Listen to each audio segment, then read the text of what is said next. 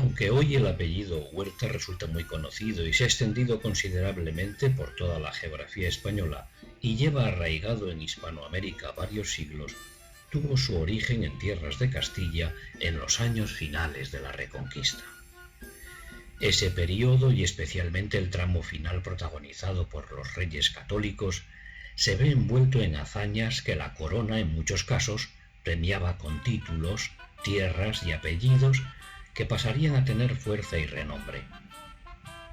Pero no todos los que combatían eran tan merecedores de la gracia real, ni tampoco todos los que merecían algún reconocimiento lo alcanzaban necesariamente en el campo de batalla. De hecho, surgieron muchas familias ilustres o bien situadas, familias respetables de indudable honor y bien ganada honra, que pasados los años encontraron estabilidad y sosiego social con apellidos confirmadores de lealtad a su majestad y fidelidad en el credo. Bien conocemos por esta senda los riesgos que a Teresa de Jesús y en concreto a la familia de Cepeda y Ahumada le ocasionaban estos apellidos un tanto disfrazados. Casó don Roque con doña Inés de Benavente y si bien no nos consta que él estuviera dentro de algún noble linaje porque, seguido de cerca su apellido, no acaba de demostrarlo, la esposa sí lleva nombre de nobleza aunque tampoco encontramos genealogía en la que aparezca. De los hijos de este matrimonio anotamos los nombres de Margarita, Catalina, Ana y María, según puede verse en correspondencia mantenida con el padre Jerónimo Gracián, con el que tiene una buena amistad, cuyo origen hay que buscarlo en Soria y en la casa del propio padre Gracián, pues Roque trabajó allí para su padre. Sabemos de María de Huerta y Benavente que a la edad de 16 años entró en el convento de Soria y que la propia Santa Teresa le impuso el hábito profesando con el nombre de María de la Purificación. Murió en 1622 tras 40 años de vida consagrada y 56 de edad.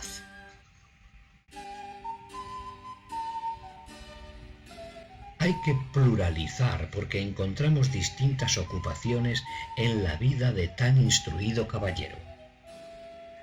Hacia 1562 lo encontramos en Valladolid, ya casado, trabajando como guarda mayor de los montes y pinares de aquel lugar.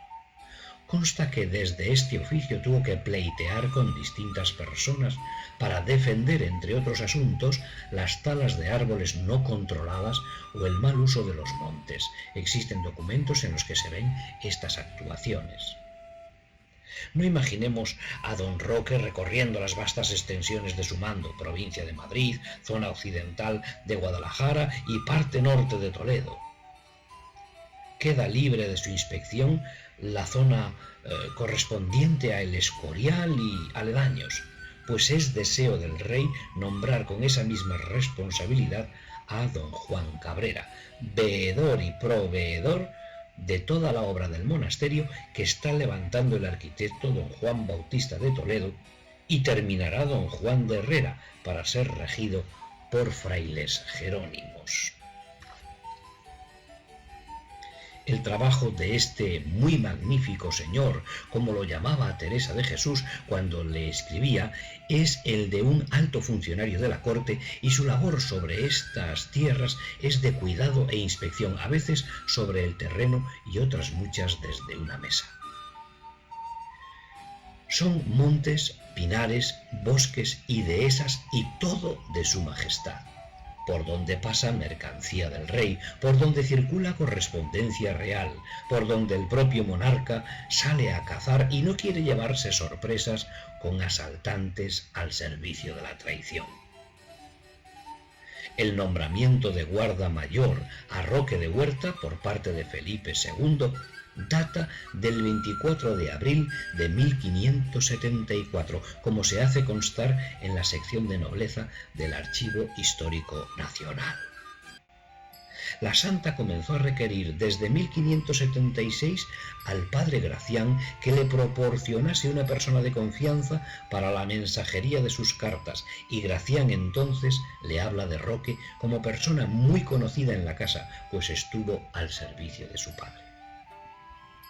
El guarda mayor tiene generalmente a su cargo un teniente, verdadero encargado directo de ciertas labores territoriales. 9 guardas, un mayoral de las vacas, 8 vaqueros, un mayoral de carretas, 8 carreteros y un mozo del padre campero. Es la sección para estos montes de Madrid. Hablamos de 30 criados con una renta en sueldos de 40.050 reales. Nada fácil era todo lo referente al mundo de este modo de transporte, ya fuera con vacas, caballos o mulos, según los destinos y la clase de portes. Pues unos eran bultos grandes, otros rollos y otros pliegos, que ya se llamaban cartas. Del cuidado de los animales, de su estabulación, de la clase de caminos, sendas, carreteras y caminos reales, de las postas y sus relevos, de las situaciones adversas e incluso del pillaje, podemos deducir la dificultad de los viajes. Así pues, consideramos necesario apuntar sobre estos significados para definir la responsabilidad de don Roque en la vida de la corte y para no inducir a suposiciones de simple empleado o guardabosques, y no porque este oficio no sea digno, que claro que lo es, sino porque el de Roque nos ayuda a entender cómo cierta correspondencia acaba en el entorno del rey, o cómo puede ser conocedor de los momentos de ciertas audiencias reales y de información de primera mano, en ocasiones más que importante para los pasos de la descalcez.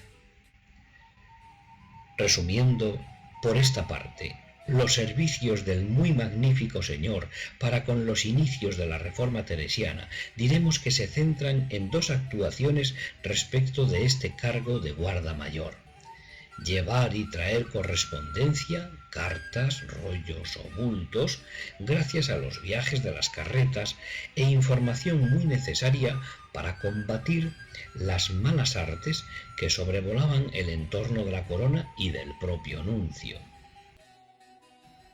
La corte de Felipe II comenzó a organizarse con su padre Carlos. Si bien muchas responsabilidades se habían definido incluso con Isabel la Católica y con Juana de Castilla, pero en esa primera época de la Edad Moderna, algunas de ellas fueron cesando para mejor definir otras. Eso está sucediendo con todo el entramado administrativo funcionarial y con todos los oficios jurídicos repartidos en distintos grados de la administración monárquica, desde los ayuntamientos hasta la corte. Descubrimos así que está esbozándose una primera forma de la actuación notarial que se encuentra ramificada según los fines y los lugares donde se actúa. Por ejemplo, como puede suceder ahora, no era igual de importante un documento redactado sobre un asunto civil en un ayuntamiento de pocos habitantes como el que pudiera redactarse como sentencia contra toda una población. Por eso podemos encontrar diferentes clases de escribanos, según población y destinatario, y una forma inicial de notario que en opinión de algunos era modalidad de escribano solo para asuntos eclesiásticos. Y según otros, tenía misión bien diferenciada del escribano por responsabilidad, rango y posición social. No parece que cumpla esta norma el hecho de que a don Roque se le llame en ocasiones notario, tratando unas veces documentos para la Iglesia y otras de temática civil.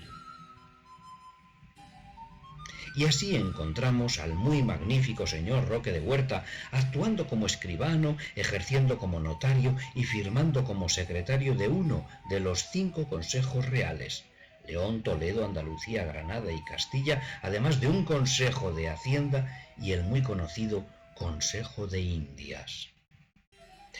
Don Roque trabajó como secretario del Consejo Real de Castilla. Muy posiblemente este cargo de secretario resulte ser, a los efectos de escritos documentales, el que también existe en la corte, el de notario mayor del reino, figura que se mantiene hasta nuestros días.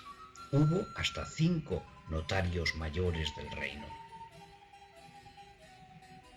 Volviendo a las actuaciones de Roque de Huerta como escribano y como notario, advertimos que el personaje es motivo de estudio en las licenciaturas actuales para notaría por cuanto dejó escrito en materia de formularios públicos, en una época en la que escasa media docena de escribanos, sintiéndose literatos, redactan unos primeros apuntes de actuaciones necesarias de esta función pública.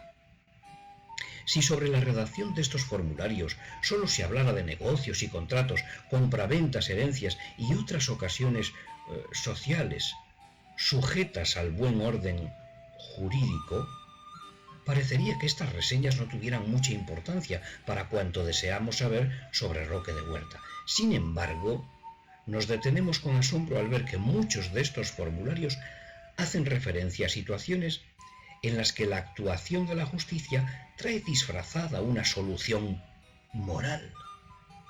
Arrepentimientos, perdones, solución con fórmula para no andar pensando, por la que salir de faltas diversas. Y son perdones entre hermanos, entre esposos no fieles, entre vecinos litigadores, entre padres e hijos, personas y reencuentros. Según María José Mártir Alario, que ha recabado en los testamentos castellanos de la época, no existe ningún formulario con tantas escrituras de tema eclesiástico como este de Roque de Huerta. Añadir también que, tratándose de monasterios de la relación anterior, todos son femeninos, según indica Eva Mendoza García, habiendo de suponer que eran las monjas, por ser mujeres y de ese siglo, las que tenían mucha más dificultad en cualquier gestión que los frailes, y más aún en materia de administración de los bienes y sus acciones jurídicas. En cualquier caso, todo cuanto aparece en esta recopilación, habiéndose publicado en 1551, resulta ser muy anterior a la etapa en la que Roque es mensajero de las cartas de la Santa, pues esto no sucede hasta 1577.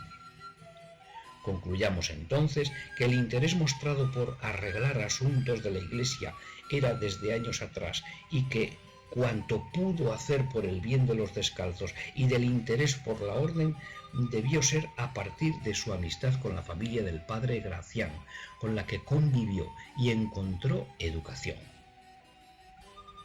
Imaginamos que Roque y Gracián crecieron juntos, con clara diferencia de edad, pero en un ambiente hogareño y fraterno.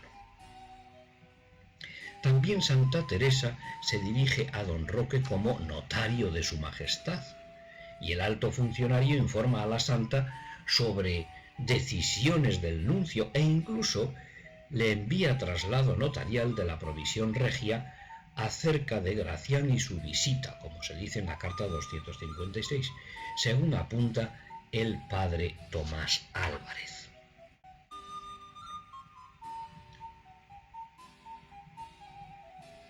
Decía el monarca que no quería personas en la corte que no hubieran sido probados en la fe y en la honra, que los quería con demostrada lealtad, con buenas referencias y buenos estudios. Incluso llegó a advertir a los examinadores de aspirantes con pruebas para los distintos cargos en palacio que tomaran en serio si había o no conocimientos para las funciones requeridas.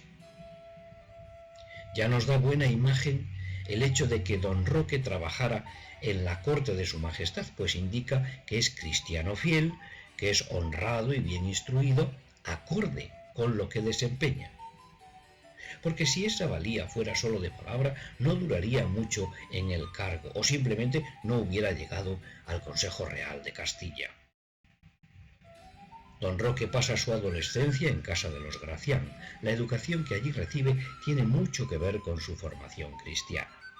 El futuro padre Jerónimo Gracián es fruto de esa formación, de ese ambiente, de ese hogar. Los Gracián conocen bien a este muchacho y le dan o le deben oportunidad para iniciar estudios. Esto explicaría sus comienzos en la escribanía, más tarde en Valladolid, donde deja rastros de su oficio y nos informa de que está casado y que comienza a tener importantes responsabilidades. Se conoce poco sobre esas fechas exactas en la biografía del personaje. Año de nacimiento, lugar de estudios, número exacto de hijos, pero sí sabemos que una cierta religiosidad le acompaña en su hacer profesional por los temas de sus formularios y manera de resolver los problemas que en ellos se plantean, y por las numerosas ocasiones en las que redacta fórmulas para poner orden jurídico a situaciones eclesiásticas con bienes, propiedades, personas, hasta el punto de ser el escribano con mayor número de intervenciones para la Iglesia en su época. Tampoco se escapa el hecho de que él mismo y su mujer doña Inés educaran en la fe a sus hijos, que el propio Roque introduciría a la Madre Teresa en sus conversaciones hogareñas, fiado en principio por la buena opinión que le pasara el padre Gracián, y suponemos, comprobando el mismo con el tiempo, la altura espiritual de la santa. No son muchos los años en los que Roque se afana en prestar el mejor servicio a Teresa de Jesús. Todo se centra entre 1577 y 1582, pero es ayuda importante que está coincidiendo con las primeras tormentas de la descalcez. Su entrega en la eficaz mensajería y en los contactos oportunos en la corte validaron mucho el mejor rumbo inicial. Roque informó sobre visitas al rey, habló con su confesor para pedir mediación, dio noticia sobre las decisiones del nuncio, estuvo atento al padre Gracián y su paso por la corte, y no hubo nunca interés personal. Sin duda, Roque de Huerta admiraba a Teresa de Jesús y admiraba la empresa que ella defendía. Debió ser un día muy feliz el de la entrada de su hija María en el convento de Soria, y más esperándola la santa para la toma de hábito. De la hija de Roque de Huerta me huelgo que sea bonita, dice Teresa a Catalina de Cristo en aquel septiembre de 1582. Poco quedaba.